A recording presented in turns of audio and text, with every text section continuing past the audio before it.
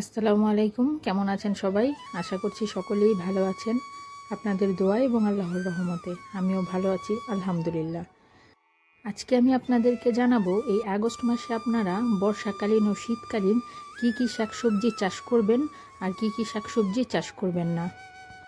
এখন যেহেতু পুরোপুরি বর্ষাকাল শেষ হয়নি এবং শীতকাল আসতেও প্রায় 3 মাসের মতো সময় আছে, তো এই সময়ের মধ্যে আপনারা কী শাকসবজি চাষ করলে শীতের আগাম ফলন পাবেন এবং কী শাকসবজি গ্রীষ্মকালীন শাকসবজি চাষ করলে শীতের আগেই তা ফসল তুলতে পারবেন।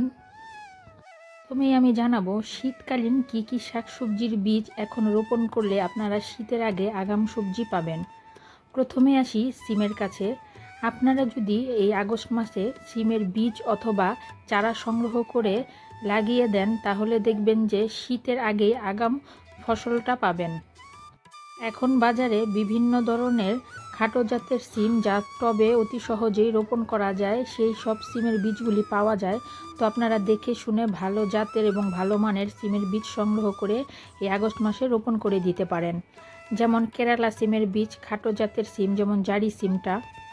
আগস্ট মাসে আপনারা আপনার ছাদ বাগানে মরিচের চারা রোপণ করতে পারেন। এই আগস্ট মাসে আপনারা বীজ থেকে চারা করেও মরিচ গাছ রোপণ করতে পারেন এবং বিভিন্ন ধরনের চারা বাজার থেকে কিনে এনেও আপনারা মরিচ গাছ করতে পারেন। এখন যে মরিচের চারাটা রোপণ করবেন সেটা হবে শীতকালীন মরিচের চারা। আগস্ট মাসে আপনারা শীতকালীন বেগুনটা চাষ করতে পারেন। এই সময়ে আপনারা বীজ থেকে চারা করতে পারেন এবং বাজার থেকে বিভিন্ন রকমের ভালো মানের চারা কিনে এনেও আপনার ছাদ বাগানে রোপণ করে দিতে পারেন। এখন থেকে বেগুনের চারা রোপণ করে দিলে দেখবেন যে যদি গাছের যত্ন করেন শীতের আগে খুব ভালো মানেরই বেগুন পাবেন আপনার ছাদ বাগান থেকে। আগস্ট মাসে আপনারা আপনার ছাদ বাগানে শীতকালীন বরবটিটা চাষ করতে পারেন। এখন বীজ অথবা চারা দুইটা থেকেই চাষ করা যাবে। আর এই বরবটি চাষ করলে দেখা যায় খুব দ্রুতই ফলন পাওয়া যায়। 40 থেকে 45 দিনের মধ্যেই আপনারা ছাদ বাগান থেকে বরবটি তুলতে পারবেন। এছাড়াও শীতকালীন লাউ, কুমড়া, শসা, করলার বীজ আপনারা এই আগস্ট মাসে রোপণ করে দিতে পারেন, তাহলে শীতের আগাম ফলনটা পাবেন।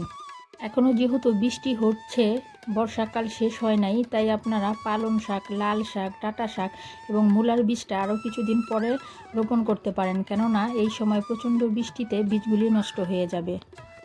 ছাদ বাগানে আপনারা খুব সহজে কচু চাষ করতে পারেন। আর এখন যেহেতু বর্ষার মৌসুম, তাই আপনারা ছাদ বাগানে বাজার থেকে লতি কিনে এনে লতি কচুটা চাষ করতে পারেন। আবার দেখা যায় মুখী কিনে এনে সেই মুখী রোপণ করে দিলেই দেখবেন মুখী কচুও হয়ে যাবে, কারণ বর্ষার সময় কচু খুব ভালো হয়। এরপরে আপনারা গ্রীষ্মকালীন ধুন্দুলটা চাষ করতে পারেন আপনার ছাদ বাগানে। এই যে আমি দ্বিতীয়বারের মতো এই সিজনে ধুন্দুল গাছ রোপণ করে দিয়েছি। এখন যদি ধুন্দুলের বীজ সংগ্রহ করে রোপণ করে দেন তাহলে দেখবেন শীতের আগেই ফলনটা খেয়ে শেষ দিতে পারবেন, কারণ ভালো জাতের এবং ভালো মানের ধুন্দুলের বীজ সংগ্রহ করে লাগালে দেখবেন 40 থেকে 45 দিনের মধ্যেই ফলন দেওয়া শুরু করে দেয়। আর একটু যত্ন নিলে খুব ভালো ফলন হয় এই ধুন্দুল গাছ থেকে।